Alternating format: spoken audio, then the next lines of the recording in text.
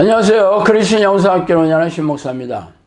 오늘은 ADHD는 귀신의 소행이다 라는 제목으로 한번 생각해 보도록 하겠습니다. 2년 전에 영성학교 식구의 손에 이끌려서 찾아온 젊은 자매님이 계셨습니다. 그녀는 원치 않는 결혼을 시작하여 남편과의 사이는 서먹서먹하였지만 눈동자가 새카만 어린 자녀만 4명이나 있었습니다. 그러나 정작 큰 문제는 큰딸이었어요.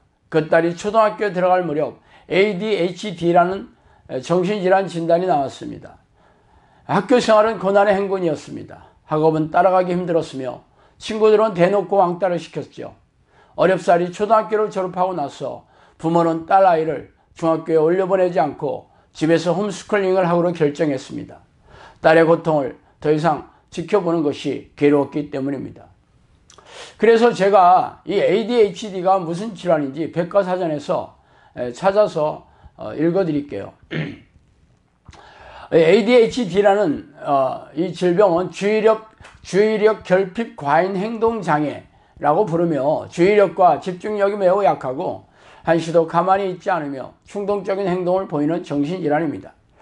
학령기 아동에게 흔히 보이는 질병 중 하나로 대개 7세 이전에 발병합니다. 아이가 주로 활동하는 가정, 학교, 학원과 같은 장소 중 적어도 2군데 이상에서 이런 증상을 보입니다. 적절한 치료 시기를 늦추면 정상적인 학습, 대인관계, 학교 생활에 큰 지장을 주며 성인이 되어서도 사라지지 않습니다. 우리나라 전체 초등학생 400만 명 가운데 3%에서 8%인 약 25만여 명이 ADHD인 것으로 추정하고 있습니다. 초등학생 20명 중 1명, 즉 한 반에 한두 명은 ADHD와 관련이 있다는 뜻입니다.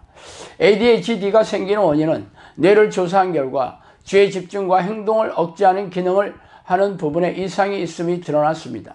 세포들 사이에서 정보를 전달하는 도파민이나 세로토닌 같은 신경 전달 물질이 제대로 작용하지 않았다는 연구 결과도 있습니다.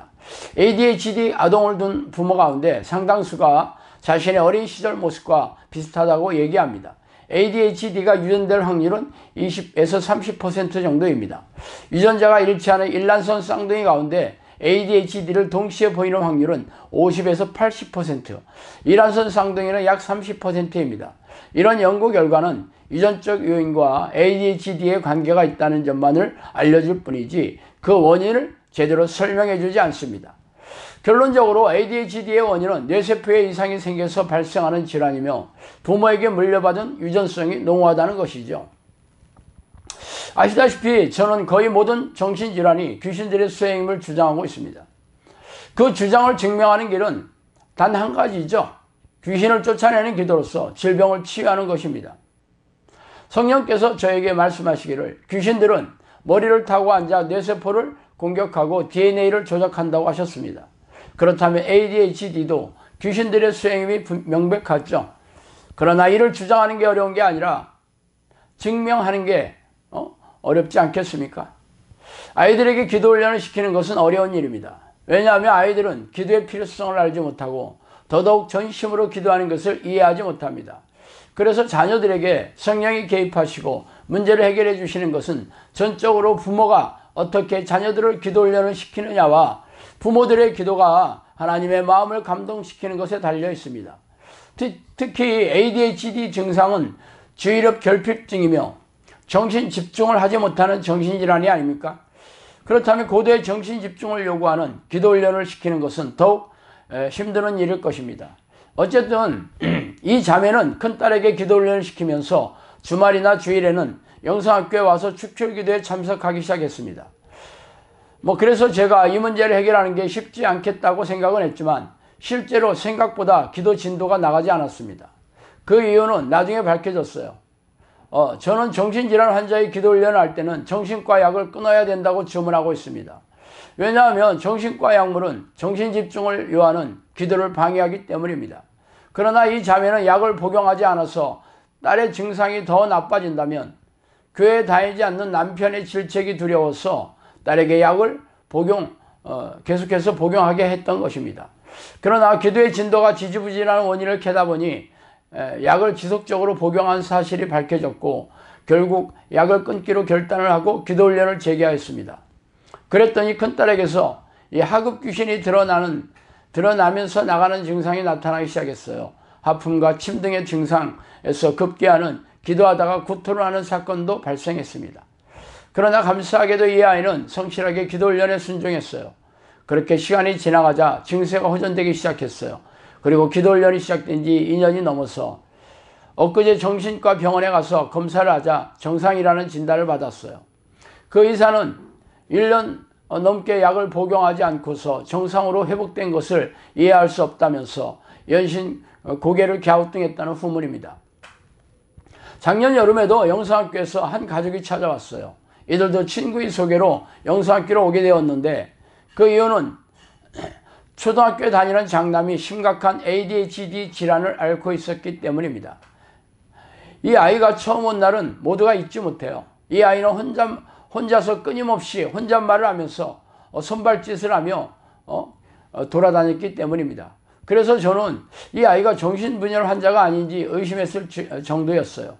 이 아이도 부모가 매주 영성학교에 오고 나서 집에서 기도훈련을 시키고 축출기도 시간에 자리를 지키게 했습니다. 그러자 1년이 지난 지금은 그 증세가 참 많이 호전되었어요. 그래서 1년 전에 같은 반 구부였던 친구들이 아들이 많이 달라졌다고 그렇게 입을 모은다고 그 아이의 어머니가 저에게 귀뜸해 주었어요. 그러나 아직은 정상은 아닙니다. 조금 더 가야 할 것 같아요. 아이는 전심으로 기도하는 이유를 모르기 때문에 부모가 매를 들어서 아프게 때려서라도 기도 훈련을 시켜야 합니다.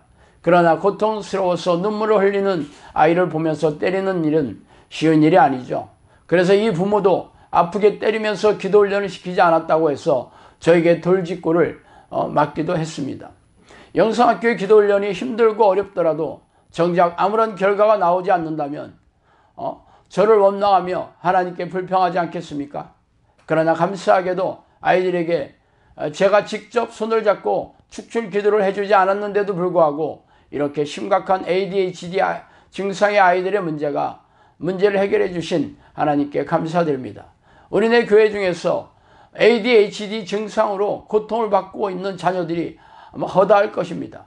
그러나 교회에서 이런 문제를 해결해 줄 능력도 해줄 생각조차 없죠.